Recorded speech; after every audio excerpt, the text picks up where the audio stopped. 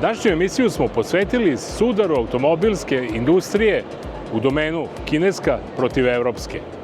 Ta bitka se odigrala na sajmu automobila u Beogradu, evropski brendovi koji su smešteni u halu 1 protiv kineskih brendova koji su smešteni u halu 2A. Doduše, ima i ovde u hali 1 nešto malo uljeza, ali o njima ćemo kasnije. Ono što je zanimljivo za ovogodišnji sajam automobila u Beogradu je da na njemu nastupa 50 brendova, od toga su većina kineski brendovi, a ovo nešto Evropljana i južnokoreanaca i Japanaca koji su preostali na tržištu bore se da sačuvaju svoj primat. Da li će u tome uspeti, vreme će pokazati, a današnju reportažu počinjemo sa štanda Volkswagena, praktično okosnice borbe evropske automobilske industrije protiv nadolazećeg kineskog trenda. Jedan od modela koji je danas predstavljen na sajmu automobila u Beogradu je Volkswagen T-Roc. Gledali ste ga u jednoj od naših emisija, automobil koji zaslužuje veliku pažnju. Na ovogodišnjem sajmu u Beogradu ovo će biti intervju na najvišem nivou. Mile, 2 metra, ja sam sitan 192, moram da budem na prstima. Hoćemo znati kada? Da. Mile, izvršni direktor brenda Jet Tour, koji je relativno nov na našem tržištu, predstavili su se pre par meseci. Mile, ajmo kakva je misija, vizija i kakvi su planovi? Kao što smo već i ranije pričali, Jet Tour je novi brend ove godine koji je došao na naše tržište. Već negde, ajde kažemo od samog početka januara je već se pojavio sa svojim dilerskom mrežom, pojavio se sa prvim utiscima kupaca. I ono što za sada mogu da kažem da smo više nego oduševljeni sa prvim reakcijama kupaca, zato što u našoj gami nudimo različitost od kupaca koji traže neki modern dizajn do porodičnih kupaca koji upravo gledaju ovaj automobil koji je iza vas i do ljubitelja off-roada, to je nekog avanturističkog dela. Tako je, do ljubitelja onog pravog off-roada. Tako je. Mi smo u Saudijskoj Arabiji primetili da je Jet Tour jedan od najpopularnijih brendova, upravo model T2 je nevjerojatno popularan u Saudijskoj Arabiji zato što je kvalitetan, snažan i relativno povoljan sa cenom. Kakvi su planovi Jet Toura za Evropu generalno? Kakve su namere? Jet Tour kao brend je brend koji je osnovan 2018. To ste vidjeli i na prezentaciji. Brend koji sa svojim dolaskom na razna tržišta već osvaja uveliko i koji drastično raste. Pomenuli ste T2.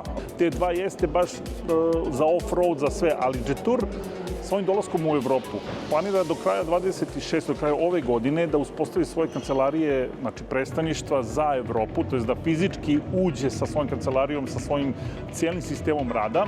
Kao što ste čuli iz prezentacije, mi i Poljska smo negde prva 2 tržišta koje su krenula sa Jet Tourom i veoma brzo se šire sada i ostala tržišta. Samim tim, Jet Tour dolaskom pokazuje svoju ozbiljnost i namere ka evropskom tržištu. Plan je da od 27. imaju svoje dopunu game i da dopune ceo segment B, da kažemo, su segmenta koji možda u ovom trenutku nema i sa određenim motorima i, kažemo, novim modelima koji će upotpuniti zahteve evropskih kupaca u potpunosti. Kada su ovi brendovi u pitanju, kupci osim cene uglavnom se interesuju za post-prodaju, servis. Kako su rešeni ti, uslovno rečeno, problemi, jel da? Pa kao što i znate, svaki kineski brend sa sobom nosi neke izazove zbog samog toga što je logistički treba vreme. Što bi rekli, daleko je Kina. Tako je. Međutim, mi kao Atmo Group smo to predvideli.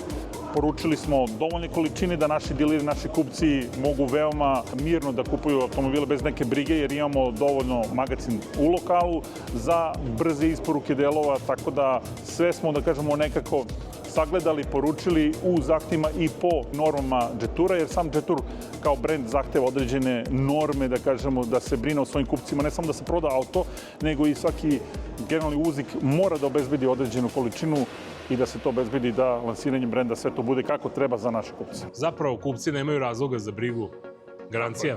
7 godina, 150.000 km, to je neka garancija standardna koja već je i prepoznatljiva za ulazak, tako da i na našem tržištu to možemo da ponudimo. I to je bilo to. Jet Tour, zvezda u najavi.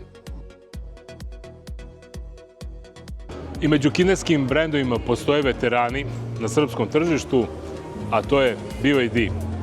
Za njega važi da je trenutno i lider među kineskim brendovima što se tiče broja prodatih automobila, pa i same veličine game.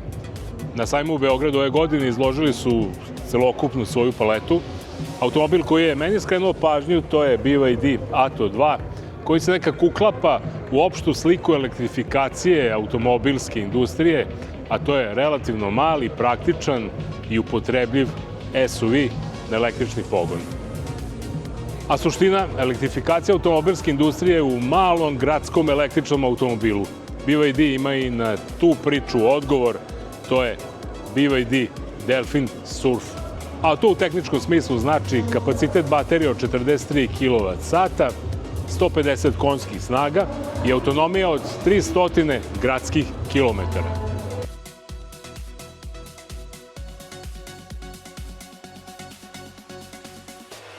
Dok se kineski brendovi u onim halama bore za svoju buduću tradiciju, Evropa je automobil izmislila pre više od 1 veka.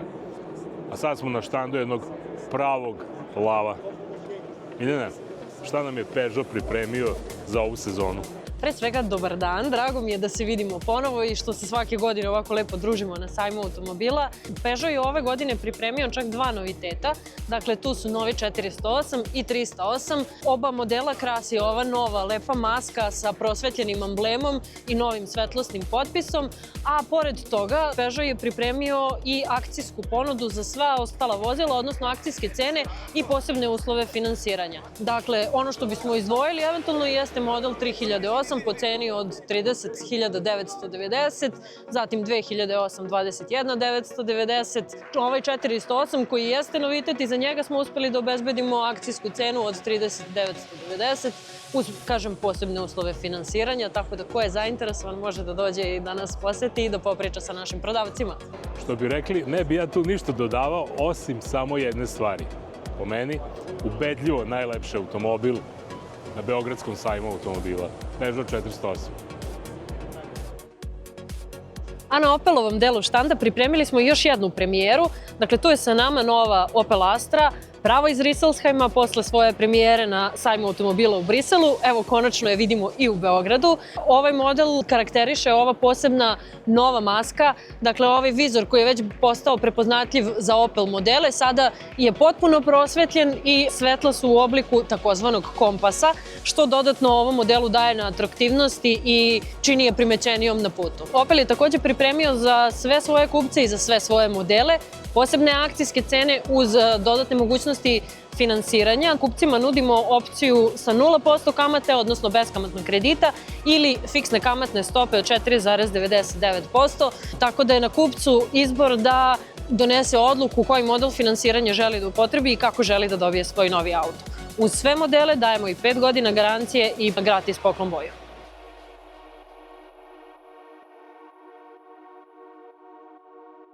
U toj hali 2A, jedan od kineskih brendova koji se udobno smestio je JMEV. Brankice, ti si veteran kineskih automobila, mogu da kažem ovde na srpskom tržištu, jedan od prvih zastupnika kineskog brenda. Da čuješ šta ste vi nama pripremili za ovaj sajam? Pa za ovaj sajam nešto novo, ali ne samo za Srbiju, nego je za čitavu Evropu, pošto prvi put u Evropi se pojavljuje naš model SUV e-Wind, koji ima 70 kW bateriju i 224 konjske snage i njegova je autonomija 610 km. Autonomija obećava. Kojemu brzina punjenja, to je ono što je možda i najvažnije, ne? On je i dalje monofazni, što znači da je 6,6, ali planiramo od avgusta meseca da bude u 11 kW, ali DC je preko 130 kW. Dakle, praktično za nekih 30-35 minuta možemo napuniti celu bateriju i nastaviti dalje tih 600 km, pa ne mora bude 600, kad bude 400. Neka bude 500. Da, dobro, izlicitirat ćemo kad Miroslav ugasi kameru. Cena? Cena, ova sajamska promocija je 27.000 evra sa subvencijom države Srbije. Nije ni čudo što su Evropljani zabrinuti. To je što se tiče SUV modela, ali kažu, a sigurni smo u to, da je budućnost elektrifikacije u malim gradskim automobilima. To je tačno. Mali gradski auto je ono što u stvari ispunjava sve neke ekološke standarde, a i ono što je najbolje za grad i okolinu i za nas je mali gradski auto koji mnogo obećava i mnogo pruža. Njemu je VLTP 330 km, ali AC mu je negde 3,5 kW, što znači iz amperske utičnice od 16 možete zvući i 30 DC. Lepa je boja, svideće se ženskama, ženama, ženskim vozačima.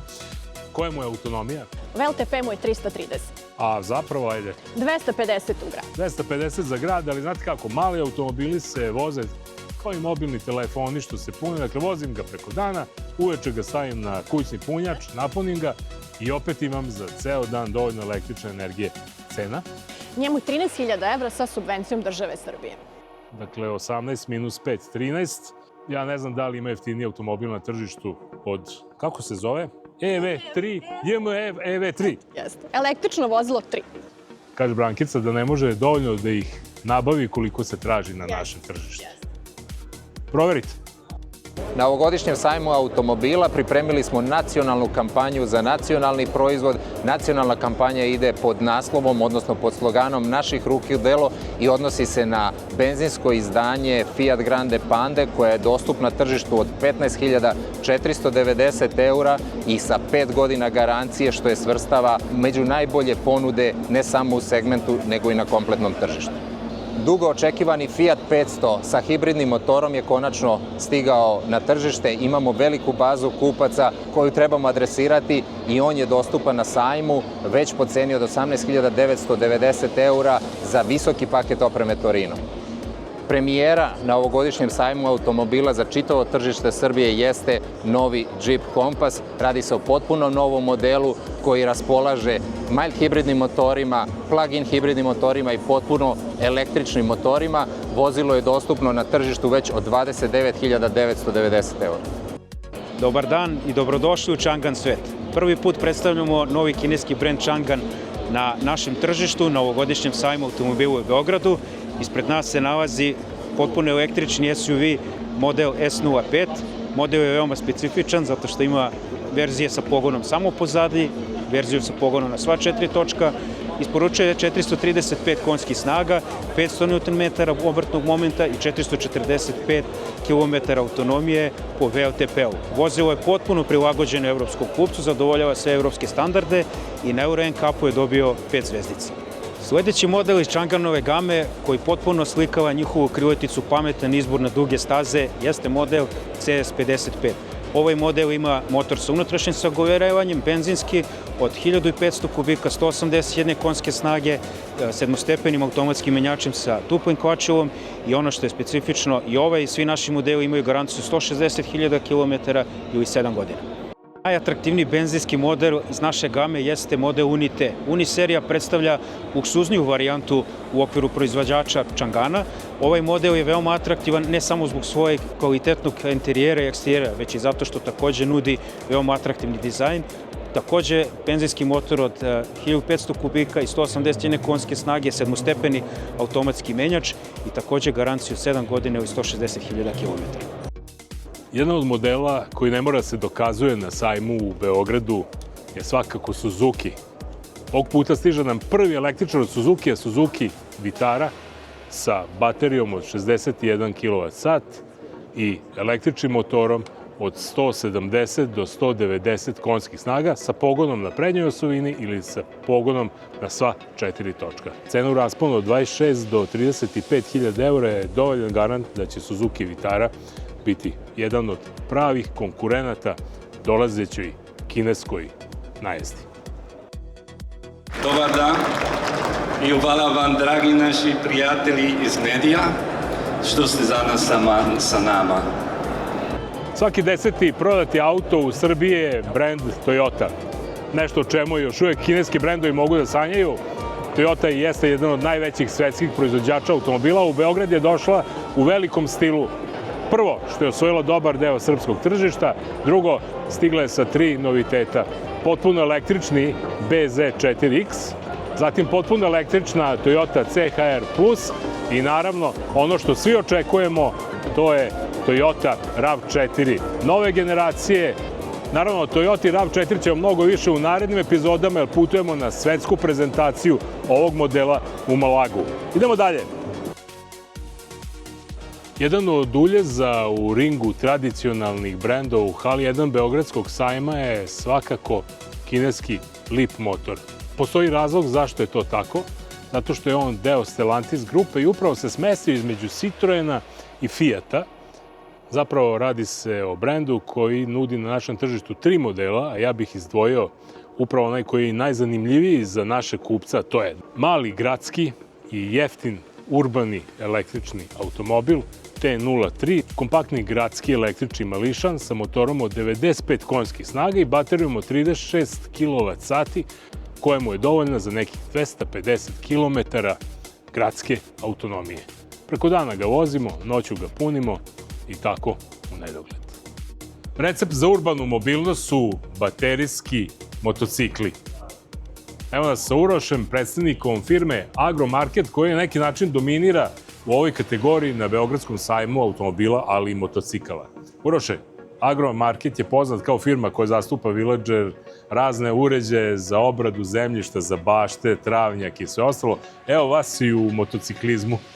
Agromarket je kompanija koja već 21 godinu nastupa na tržištu Srbije i regiona sa brendom Villager. Pored toga smo zastupnici mnogih svetskih brendova, a jedan od njih je i brend Yadea. Yadea je kompanija koja preko 20 godina dominira svetskim tržištem kada su baterijska vozila u pitanju, odnosno baterijski skuteri.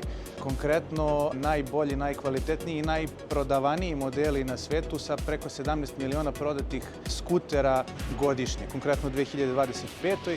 dok prvi naredni konkurent je prodao prošle godine između 8 i 9 miliona. Praktično najveći kineski proizvođač motocikala, ako se ne varam, tako? Tako je, praktično svaki drugi Kinez vozi baterijski skuter Yadea. Da, a zamisli kako bi ovo bilo otprilike njihova godišnja proizvodnja po 4 skutera na jednog stanovnika Srbije. Tako. Pa otprilike. Šta imamo ovde od modela? Vidim da je jako široka gama baterijskih motocikala Yadea. U asortimanu posjedujemo vozila koja se ne registruju, kao i skutere koji se registruju. Što se tiče neregistrujućih skutera, imamo dva modela. Model Tina koji dolazi u crnoj i beloj boji. Ovo su konkretno baterijski bicikli, jačine 250 W i nisu podložne registraciji. U njima je baterija 48 V i 12 Ah. Vidimo ovde iza tebe je racing model. Konkretno ovo je nešto novo u Yadeinom asortimanu što će se naći na tržištu Srbije za nekih 20 dana otprilike i moguće su predrezervacije na Beogradskom sajmu automobila kada je ovaj model u pitanju. Jačina je 3200 W, ima točak od 14 inča, litijumsku bateriju koja se vadi i radi na Yadeinu pametnu aplikaciju. I koja je otprilike autonomija s jednim punjenjem baterije, onako dnevno koliko možemo preći bez dopunjavanja? U idealnim uslovima, ponavljamo, nekih 80 km. Vidim ovde jedan baš lep crveni M6 piše na njemu. Tako je, to je model M6 koji se može naći u crvenoj i beloj varijanti. Najzapažljiviji je nekako, da kažem, ženskom oku. Jačine 2100 W sa točkom od 12 inča. Posjeduje grafensku bateriju, autonomija je nekih 60 km. Yadea T9, atraktivnog izgleda, neki vole da kažu onako momački model. Jačine 2600 W, točak 12, takođe autonomije oko 60 km. Praktično ovim smo zaokružili urbanu mobilnost. Ostala nam je još Yadea E8S. Po meni je onako najslađi motocikl, pa predlažem sledeće da ja sada sa njim krenem, da ga malo bolje upoznamo. Osjećam se kao mali Kinez.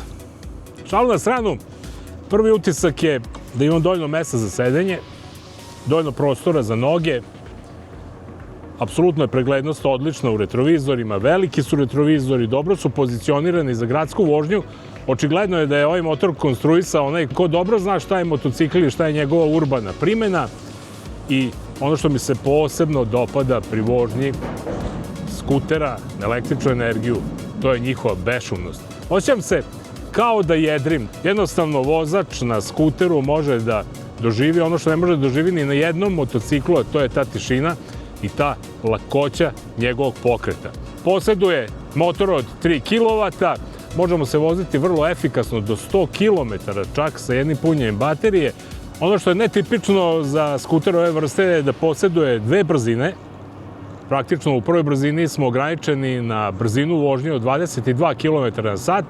U drugom stepenu je njegova brzina ograničena na onih 45 km/h koji su zakonski za ovu kategoriju vozila.